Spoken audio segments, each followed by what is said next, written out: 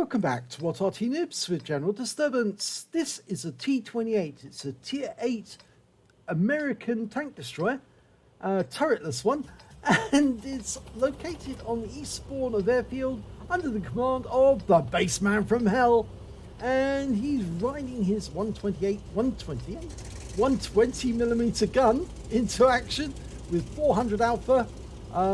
It's not a very fast TD, but it's certainly very powerful. Anything gets in front of that gun is going to get a whole world of damage. 400 alpha is what it'll do.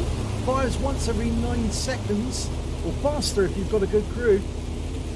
And yeah, it's an assault tank. It's designed to engage enemy bunkers and that sort of thing and blow them to pieces. But in this, guys, well, it goes in and it takes out the enemy tanks face to face. And the baseman is taking off towards Temple Mount at the moment. There's an ELC M90 up there. I have the sneaking suspicion, though, he's going to go north and head into the heavy pass area.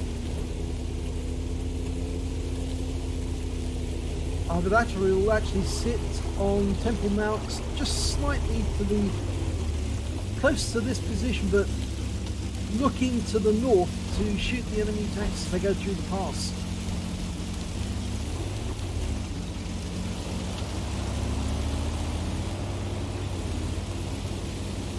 Now it's a very slow tank destroyer, 20 kilometers an hour forwards, 10 backwards, and so yeah, you can't expect to get anywhere quickly, and you act as a bit of a roadblock as well. That VK, I think, had the same idea. I'm going to go to that position and try and snipe at the enemy.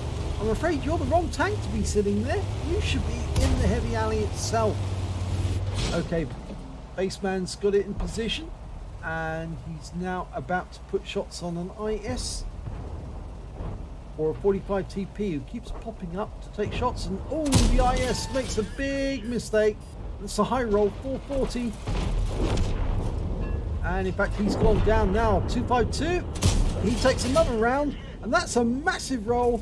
Well, it wasn't a massive roll, it's actually a low roll, 397, but it looked like he lost a lot more than that in the way of hit points. I think the enemy now know you can't really come through that pass without the baseman taking away most of your hit points in the process. And he's going to join the Wizzy 132 and try and shoot the enemy directly.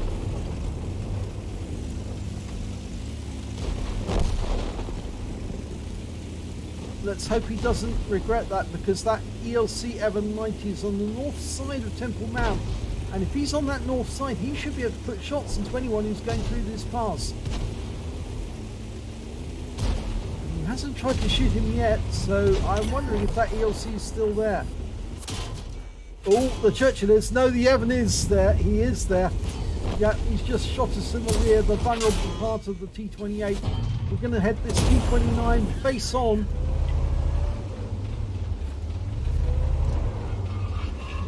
And here comes the OI.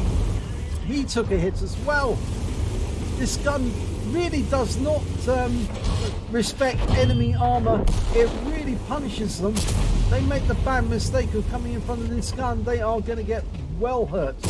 And the OI's been just punched out the gate just like that. That's the first kill. T29's next, and he knows it. He's trying to get back, and he's just taken another hit. It's a one shot now, and he's gone. KV-85's next. He's just hiding around the corner. He just bounced off the armor. Not a lot he can do though. Baseman's going to put shells into him. Now he's trying to get round the back of Baseman to shoot him in the side and the rear. And Baseman knows to back up against the rock to stop him doing that. And now just turning into him. And this will be a kill shot.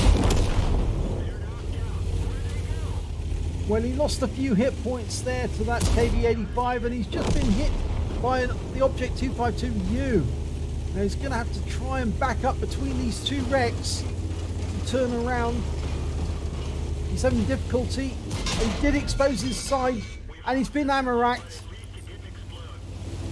Type 64 can't help, but we can, and that's one through the side of the 252U, and he's been killed. The killer was in fact the Type 64 and managed to get him on a vulnerable weak spot. There's only 3 enemies left. One of those is the 88, which is slightly to the north, or slightly over to the west I should say, actually, not the north. The GW Panther at the back of the map, and the SU-101 who's just been wiped out. So we're going after the 88, and we can just about make him out behind that plane. Didn't take the shot because the Type 64 was moving in. Trying to change the angle so we can spot him.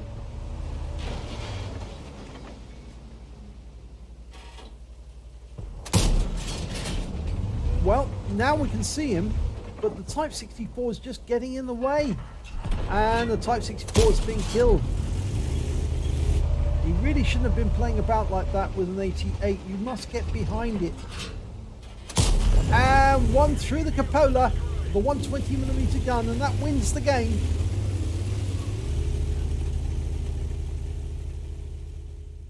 It was okay for the Type 64 to get shots on the 252 when the 252 was preoccupied with killing Bassman, but it certainly didn't help when he was the prime interest of that 88, and yeah, he was definitely going to suffer some damage.